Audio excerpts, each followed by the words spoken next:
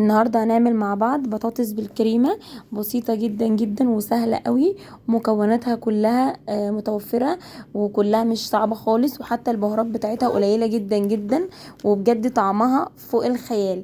يعني انا شخصيا عجبتني قوي قوي، وهي طريقه جديده للبطاطس وحلوه جدا. بس قبل ما نبدا وصفتنا، لو اول مره تشوفوني، انا اسمي هاجر، وما تنسوش اللايك للفيديو واشتراك للقناه، ويا ريت تفعلوا الجرس عشان اي حاجه اعملها توصل لكم على طول.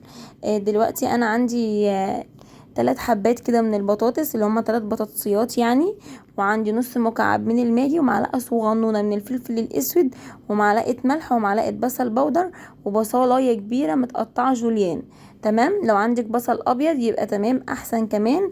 وعندنا معلقه صغيره من الثوم المهروس. وطبعا في بقى طبعا كوبايه لبن كبيره، بس انا طبعا لسه مش حاطاها قدامك، لسه هقولك برضو هنحطها امتى وخطواتها ايه.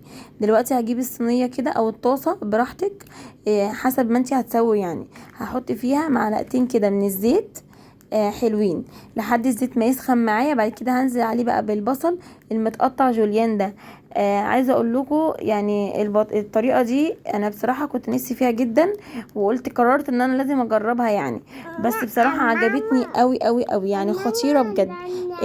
البصل احنا طبعا مش هنحمره، مش هنصفره، احنا هنديله اللون البسيط خالص دوت، اللي هو يا دوبك ندبل كده يعني البصله نشوحها تشويحه حلوه كده اهو، تبقى متدبله معانا مش صفرة. تمام. بعد كده بقى هنزل عليها بالبطاطس بتاعتي برضو اللي احنا مقطعينها. يا ريت بس تكون التقطيعه كلها قد بعضها، عشان البطاطس تبقى كلها سوا واحد، ما تبقاش معاكي حاجه مستويه وحاجه لا. هنديها تشويحه كده برضو حلوه مع البصله، يعني تشويحه كويسه. تمام. هي بعد كده ما اتشوحت هنزل بقى عليها بمعلقه توم مهروسه صغيره، يعني حوالي 1.5 فص 3. تمام. هنشوحها برضو كده، وناخد بالنا ان التومه ما تتحرقش معانا ولا يعني تمرر، هي يا دوبك تشويحه بس كده تطلع اللي فيها. يعني ريحتها بجد رهيبه رهيبه رهيبه، والثوم مع البصل مع البطاطس مديها يعني ريحه فوق الخيال بصراحه، يعني وصفه جميله جدا جدا. دلوقتي بقى هحط عليها التوابل بتاعتها. شايفين التوابل قد ايه؟ حاجات بسيطه طبعا، احنا مش مكترين في الفلفل الاسمر عشان ما يغمقهاش معانا، عايزين ان هي تبقى لونها فاتح. ونص المكعب بتاع المرقه برضو، عشان كده الملح ظبطيه حسب الرغبه عادي براحتك. وايه وشفتي البصله يعني هنا اتحمرت مني سنه، بس انت يا ريت يعني افضل ان هي تبقى افتح من كده، وافضل ان هو يكون بصل ابيض، بس انا ما كانش متوفر عندي بصراحه. دلوقتي انا حطيت عليها كده اهو حوالي كوبايه من الميه المغليه، ونزلت عليها بكوبايه لبن كبيره. انت ممكن تستبدلي كوبايه اللبن بكريمه لباني كوبايه برضو، بس انا بصراحه مش متوفر، وحبيت ان انا اعملها بالطريقه البسيطه دي عشان تبقى في متناول الجميع، ان هو يعني كله يقدر يعملها، مش شرط اللي ما عندوش كريمه فما يعملهاش.